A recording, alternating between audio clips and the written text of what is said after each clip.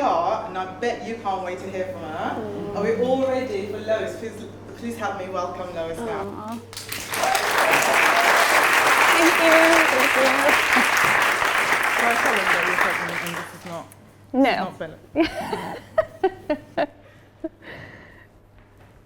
Hi. First of all, thank you so much, Melin, for asking me to speak in Creative Mornings. I'm so honoured to be here. Oh wait, sorry, I've already messed up. Go back. Oh, just ignore that for a minute. When I was 21, I went to Puerto Rico for Christmas. It was my first Christmas away from home, and it was also my first time in a country where I guess I didn't speak the language. I mean, I know I didn't speak the language, but also, I mean, I'd been to lots of countries before that didn't speak English, but I'd been on school trips, you know? I'd been with people that spoke English, so I was constantly in that English bubble. And this experience of being in Puerto Rico, not knowing the language at all. I was there with a friend. She'd invited me for Christmas. I wasn't brave enough to just randomly go on my own, so props to anybody who's braved a new country on their own. And of course I went with the absolute promise that she would translate everything. But for those of you who are bilingual or trilingual or speakers, actually that's a really hard thing to do, to translate for your friends all the time for every conversation. So this experience for me was probably one of the first times in my life that I'd had extended contemplative time where I didn't understand what was going on around me, and so I was able to sort of retreat into my own silence and my own thoughts. But it was also a time when I realized that actually we communicate and connect with each other on so many more levels than just language. And it gave me such an incredible sense of awe for all the people that do brave it to go to new countries without knowing the language. They move, especially to countries in the West, they move to these countries looking for better opportunities, not knowing the language. It is such a brave thing to do.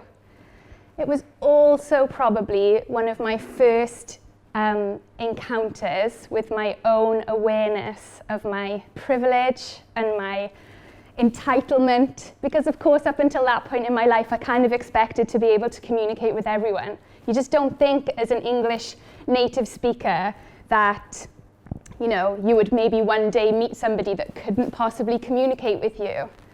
And little did I know, I would actually end up a few years later marrying somebody from a completely different country, having this experience all over again, learning new languages. It just like completely opened up my world. But one of the things that it really just started my journey on was this desire to connect with people in ways other than language, to take time out to just really become much more self-aware of my own surroundings and my space and how I interact with people, rather than just assuming that language and communication is a given. Silence can be an incredibly beautiful thing.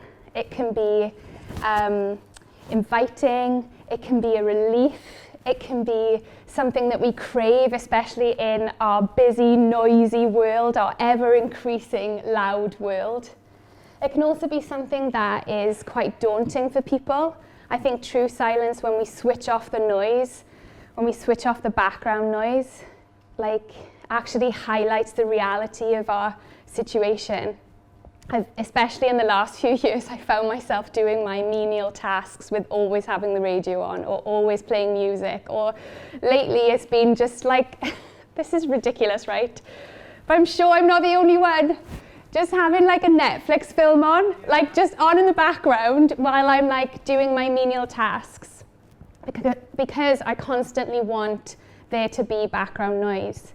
So I think for some of us, silence can be anxiety inducing.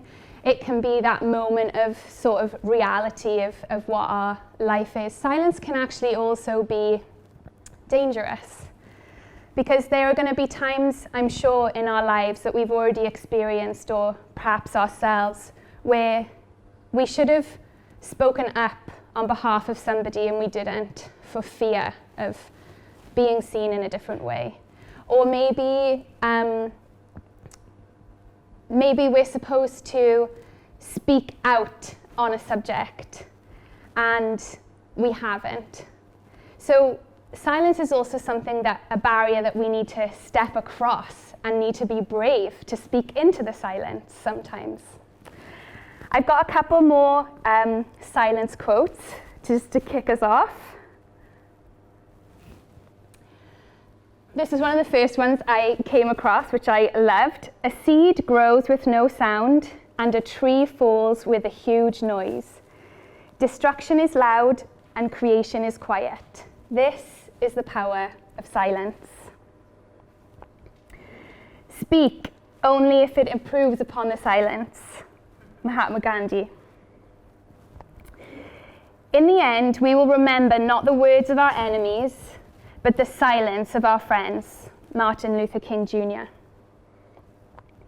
Silence is golden. Unless you have young kids, then it is just suspicious.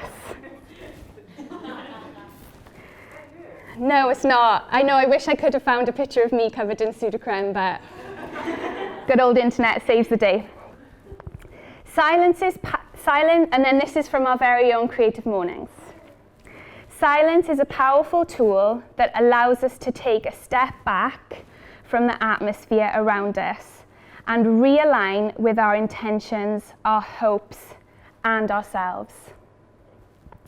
You know, true silence actually is really rare and really hard to achieve. If I was to give you all earplugs and noise-cancelling headphones, and we managed to drown out all of the outside sounds, the weather, everything, you would still be able to hear the rhythm of your heartbeat. And to me, this speaks about how even in silence, there is still life. One Creative Morning speaker, because I did listen to a few of the ones that had already happened, just to get some extra tips. One of the speakers said, you can't switch off your hearing, but you can step away from the noise. And I think silence for me, the main thread in my creative journey, has actually been a lot about this. It's been about stepping away from the noise and learning to listen and pay attention better to my surroundings, to the people I connect with and create for, to myself, to my own heart, to the divine. And that's kind of where the journey that I want to take us on today. So let's dial it back to the beginning. This is me. Everyone loves a little, child picture, don't they? I was very cute. My husband actually says I look exactly like my 101-year-old granny in this picture. So, and it's true, I do. She looks very much like that, with more wrinkles and white hair, obviously. So this is me. I grew up in Merthyr Tydfil, which is just north of Cardiff, about half an hour, and I grew up in a home, a very safe and stable home. I was definitely privileged, and I'm so grateful for that. My dad is a doctor, was a doctor, he's retired now, and my mum was a ceramicist and come teacher. And so I grew up in a creative environment, and my mum was constantly making things, making clothes for us. She probably actually made that dress. I think that was a Cloth Kits dress, perhaps. I'm not sure, but I think she did make that dress. Which actually, I'd forgotten about this. There's a skirt part to that dress that goes out like this. And I, later on, for my year 6 disco, cut that dress up and wore the skirt as a tutu. That's just the kind of creativity I grew up in. You can always make something work.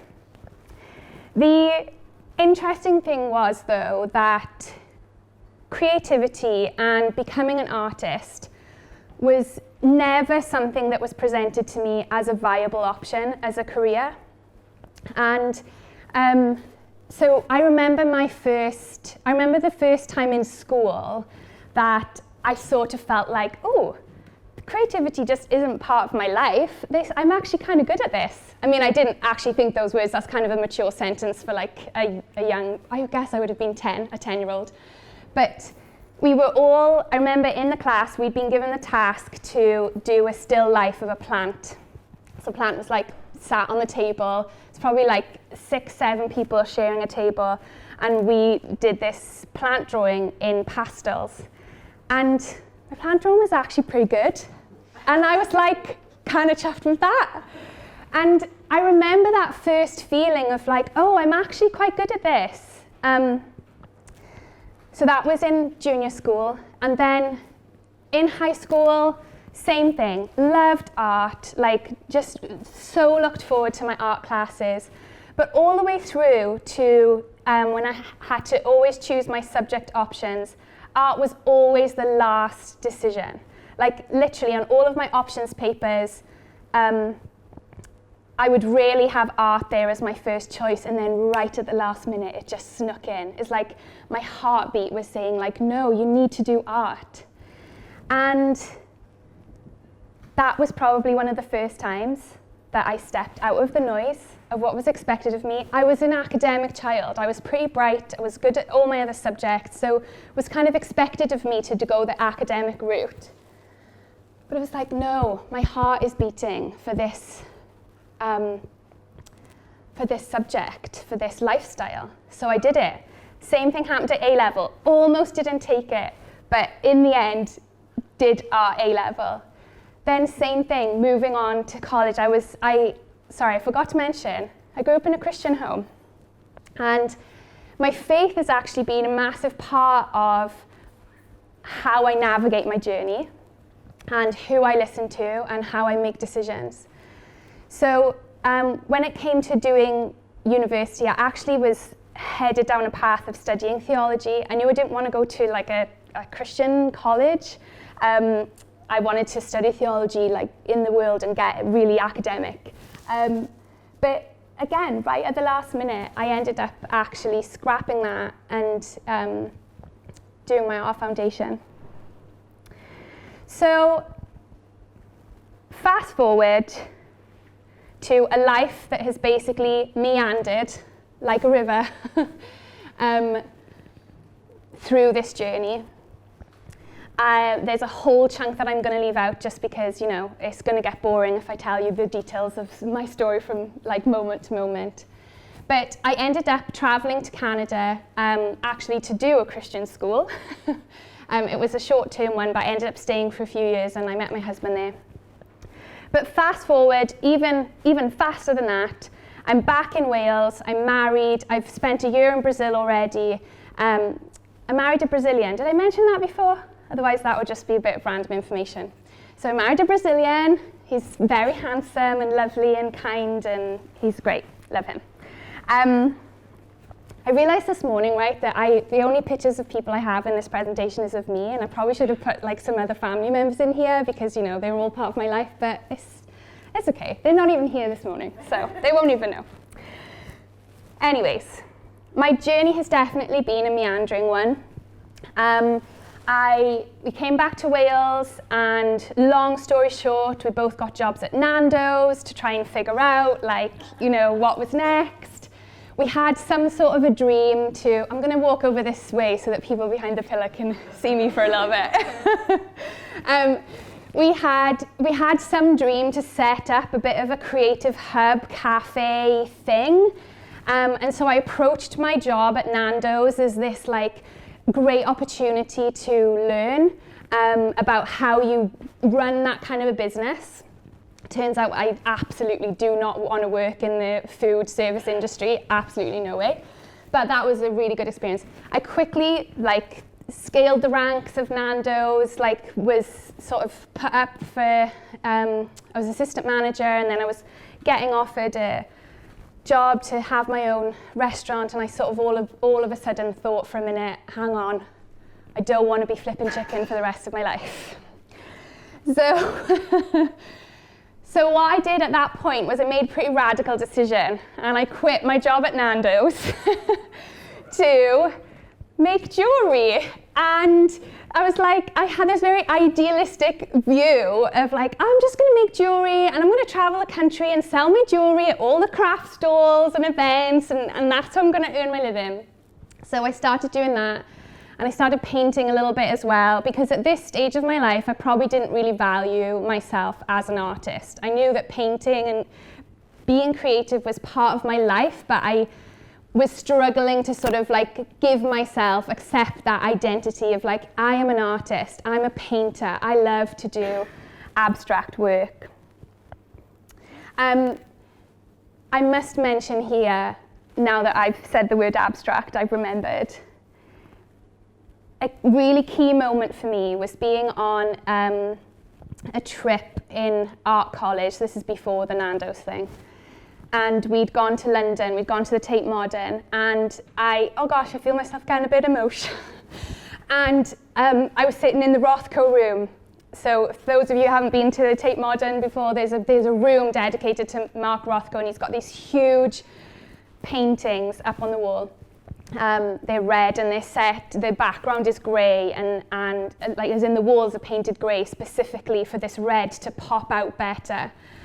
And I sat there, and that was probably the first time that I was really impacted by a piece of abstract artwork. And I couldn't explain it, I couldn't describe it, but in that moment I felt like I'd been given permission to become an abstract artist.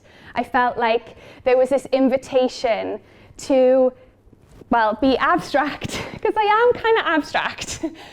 But what I love about abstract art is that it does invite you, and it's kind of vague, and it's like, it's audacious really, like especially these big, colourful, bold pieces where they just sort of present themselves to you in life, and you have to figure out what they mean or how you feel. You're invited to have this encounter with a piece of artwork, and that was the kind of artwork that I wanted to produce. So anyway, let's go back to my meandering journey. So I've quit Nando's, I want to do the jewellery thing, it's actually really not working out for me. I'm trying to paint. A friend of mine mentions that Waterloo Tea are hiring. So I'm like, oh, I feel like this is a failure, like me going back to like getting work, am I like giving up? I'm on my way to Dunelm Mill to get a cheap canvas, because that's all I could afford at this point. I'm in my sports gear, because I'd just come from the gym or something. I'm carrying this huge canvas. And once again, I just hear this still small voice, the voice of the divine, the voice of God, my own heart saying, yeah, go and like look at that job. So I like do a little detour, because I've walked from Newport Road, I'm living in Cathays at this point, walked to Newport Road, walked back with this huge canvas. I walked to Waterloo Tea, which at the time they only had one in Waterloo Gardens, and I just walk in, I'm sweaty, and I ask for a job. And I get given a job, randomly. And that journey then led me into something completely different. It was incredible. At this time, a friend had given us my husband and I had given us her printing equipment, vinyl printing equipment. So we had this like huge cutter machine that we didn't really know what to do, and we had to do with, and we had a heat press as well. And we were just at the time trying to like figure out what to do with these bits of equipment. We did some t-shirts for Nando's, and we were doing various things for church and that kind of stuff. And then we started up this relationship with Waterloo Tea, and Kaz, the owner, was like, hey, actually, you guys do vinyl. I would love to get a new menu cut out. Like, can you do it for us? And that sparked this entire journey of vinyl cutting and like doing signage. And I started to do signage for like small businesses all over Cardiff and Penarth. Through that connection, I then met up with a guy called Dorian from a company called Project One. They're an interiors company, and they do high-end interiors, and they... Sorry, I'm just thinking about where I'm at in my talk. They do high-end interiors.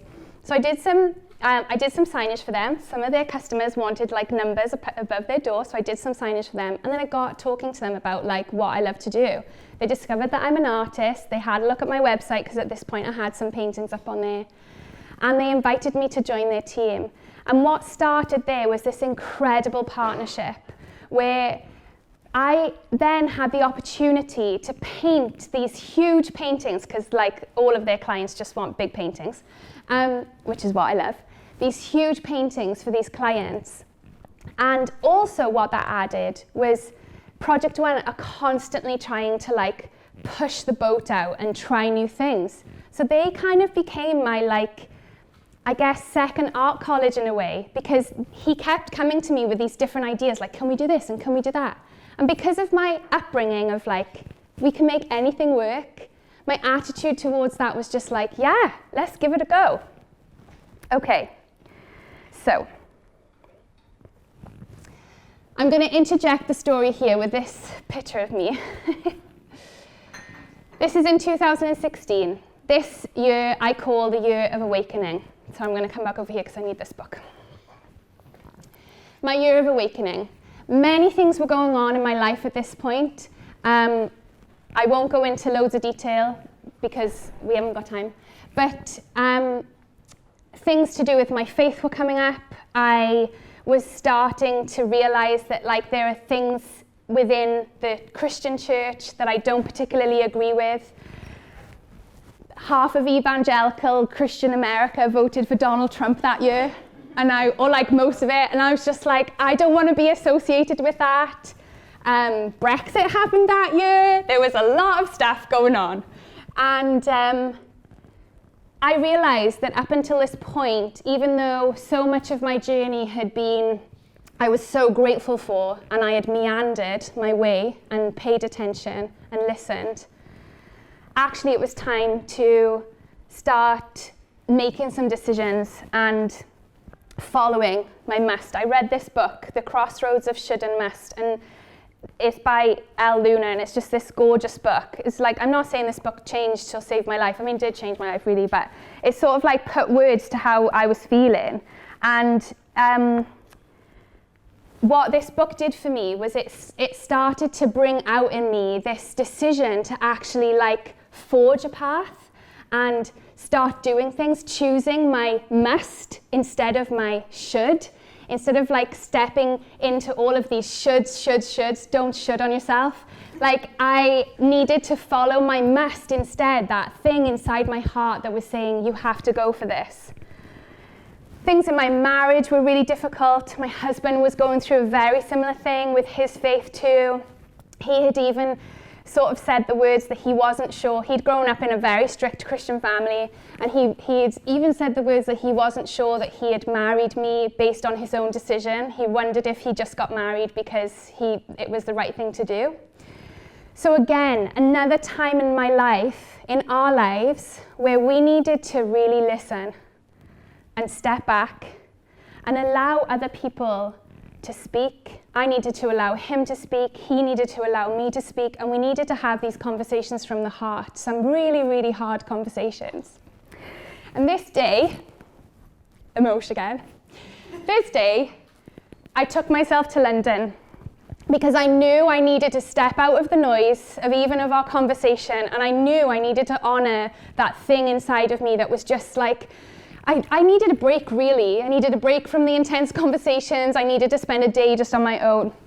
So I managed to go to, amazingly, there was this exhibition on that, again, I'd seen in college. So I was just like, this is just divine providence, divine moment. And it was by a guy called Bastian Ada.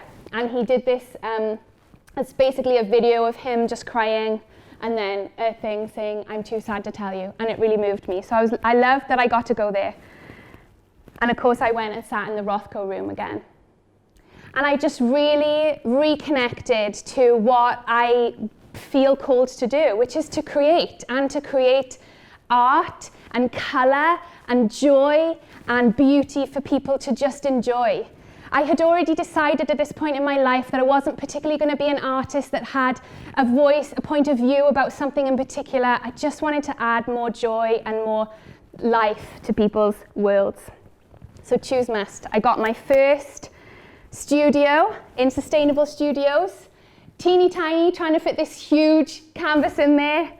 And but that was like one of my decisions of choosing must. I didn't really have the money to pay for it, but I was like, I'm just going to do it. I'm going to take that step. So I'm just going to run through some of my pieces of artwork now, just because I think that's like a nice visual for you guys to have and to see the kind of work that I do. I had a dream last weekend that I came here and I'd forgotten to do my PowerPoint, and Melon was like, it's fine, just talk. And I was like, no, people who don't know my artwork, it's not going to make any sense to them. You have to be visual when you're an artist. Anyway, so I'm glad I remembered, I'm glad we got here. So these are two huge pieces that I did for Project One clients that, yeah, I just love. I got into working with acrylics and colour and exploring texture. And then I would, so I would do a big painting like this. This was probably like 2 meters wide, I think, by like 150 high or something like that. And then I would get obsessed with the details. So I would just, sorry, this is just a bit of a layering technique. And then I would get obsessed with the details. So I would like hone in on these cross sections of the paintings and just fall in love with my artwork. Unashamedly, they're like people I create. I literally feel like they're my kids. They're not my kids. Then I started to move into a bit more texture and discovering art pouring. This is an acrylic pour where almost like the surface of the medium dries too quickly, and that creates the cracks. So again, just love colour, love texture.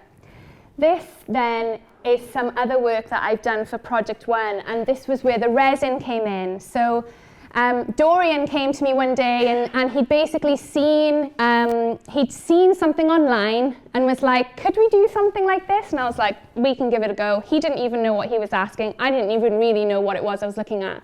But I started to research resin and pouring techniques. And so we jumped so stupidly, seriously. We jumped right into doing these huge resin pieces. And resin is incredibly hard to work with on big scale. So this was actually a nightmare to produce, but I loved it in the end. So yeah, we did some really lovely resin pieces. And then again, you know, this is just more of my work with Project One, where it's an absolute honor and a privilege for me to have work in people's homes. I think that is one of the deepest joys for me as an artist, is knowing that someone has, number one, commissioned me to do work, like they trust me enough to do something in their home. They trust me enough to do something this huge. I mean, I do actually have a really good PR guy, which is Dorian. Like, he pretty much sells me to his clients, like, she's amazing, you just definitely want a piece of her artwork in your house. So, you know, if you can, get yourself someone who will market you like that. But yeah, just such an incredible, humbling experience. So this is some more of my work. Oh, there we go. So this is, I threw in a couple of process videos because, you know, everybody loves a process video. So this is me in Brazil doing a resin piece for my mother-in-law. Well, actually for her church. She runs a big church. She was like one of the very first female church leaders in South America. That's pretty cool, isn't it? So yeah, that's me making that. Oh, sorry. I'm just conscious that we're like running out of time. And then I moved in simultaneously with the resin. I started to discover alcohol inks, which is a pretty new medium. It's very vibrant, it's really fun to work with, super fluid.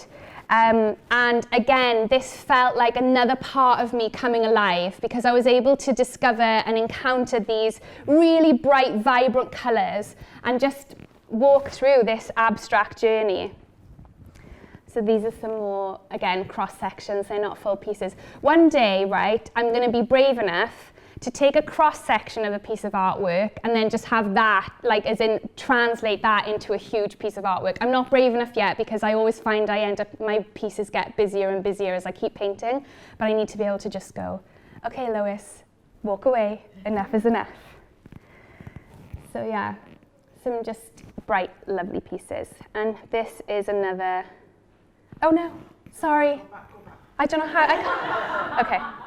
And then I tap it again. Okay, this is a cool one. So this is me working with alcohol ink on like time-lapsed. Obviously my hands don't move that fast. So again, it's just an invitation to really just go with the flow, and that's mainly my process. I start somewhere and allow the artwork to emerge. I follow my heart in what I'm creating. I sometimes step back and allow it to speak to me and say what it wants more of. I guess I know that sounds like such an abstract concept, but it's who I am.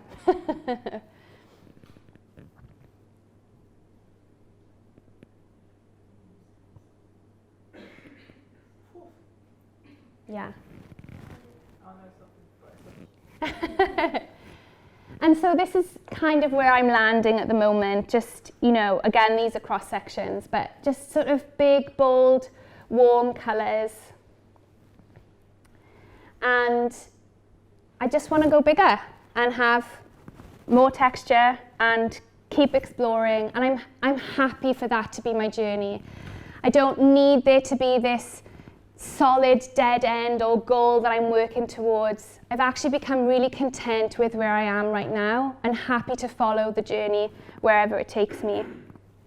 This is one of my favourite phrases from the book. A musician must make music, an artist must paint, a poet must write if he is to be ultimately at peace with himself. What a man can be, he must be. So I want to end back at this fabulous Creative Mornings quote about silence. Silence is a powerful tool that allows us to take a step back from the atmosphere around us and realign with our intentions, our hopes, and ourselves. In this busy, busy time, as Melon has already encouraged you, but I want to give you the gift of reminding you again, take some time to step out of the noise. Are there pressures going on around you that are saying you should be doing this when actually your heart is saying, but I must do this? What I would love for us to do now, thank you, is, but it's not the full end. Have I got time to do my last little thing? Okay, thanks.